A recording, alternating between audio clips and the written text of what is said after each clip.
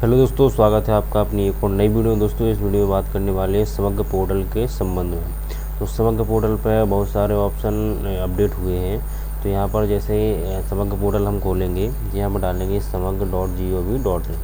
तो हम जैसे ही यहाँ पर डालेंगे समग्र.gov.in, तो इस प्रकार से इसका इंटरफेस ओपन होगा। तो इसको हम क्लोज कर देंगे। इसमें वैसे बहुत सारी जानकारी लिखी हुई है, आप पढ़ सकते हैं। तो यहाँ पर हम देखेंगे समग्र प्रोफाइल अपडेट करें।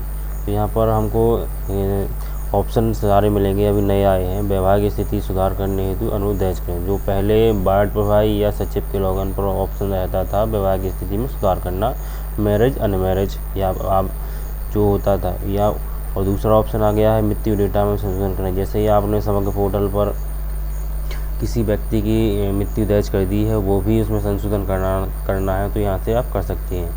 और यहाँ पर पेंशनभोगी की जन्मतिथि में संशोधन, तो यहाँ पर जैसे ही आपके यहाँ कोई पेंशनभोगी है और उसके आधार कार्ड में आयु सही है और पोर्टल पर नहीं हो रही है, तो इस प्रकार से यहाँ से कर सकते हो। और चौथा यहाँ पर है ऑप्शन कि अन्य राज्य की समग्र आईडी हटाने हेतु अनुरोध। तो ये नया आया है, क्योंकि बहुत सारी महिलाओं की जो अन्य राज्यों की महिलाएं हैं या पुरुष हैं, तो उन्होंने आईडी बना ली थी, उनको हटाना था तो वो ऑप्शन नहीं था, इसलिए नया ऑप्शन। तो यहाँ पर हम सबसे पहले ऑप्शन देखेंगे अपना प्रोफाइल वाला। तो ये महत्वपूर्ण है, क्योंकि कुछ और विकल्प थे जो SPR पोर्टल पर, तो वहाँ से हटा दिए गए हैं और यहाँ पर कर दिए गए हैं। तो यहाँ पर अपनी प्रोफाइल अपडेट पर क्लिक करना है, क्योंकि यहाँ से आपको माता पिता और पति पत्नी, श्रेणी सुधार, जाति, यानी आपको जो भी है मार्कशीट के अनुसार सारा डाटा यहाँ से आपका होना है।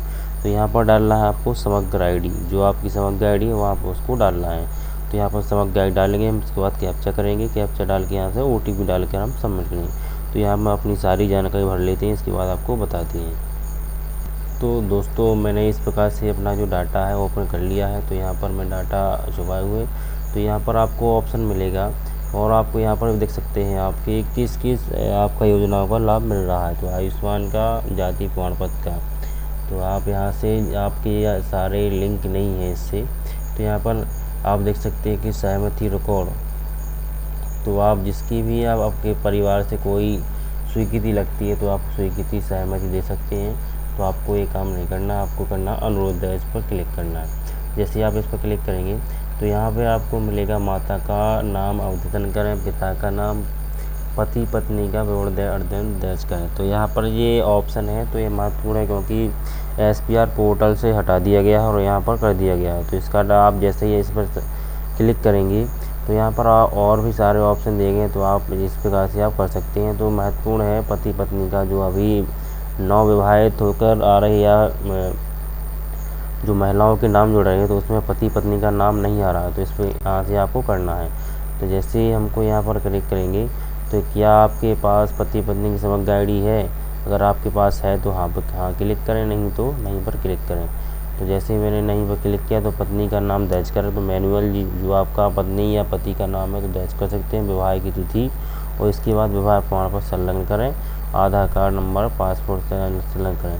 जब आप जैसे ही आप संलग्न करें इसके बाद आपको सुरक्षित पर क्लिक करना है। आपका रिक्वेस्ट है जो जनपद लेवल पर जाएगा, इसके बाद वहाँ से अप्रूवल होगा तो जाएगा DM ऑफिस, तो वहाँ से अप्रूवल होगा तभी आपका नाम अपडेट होकर आएगा।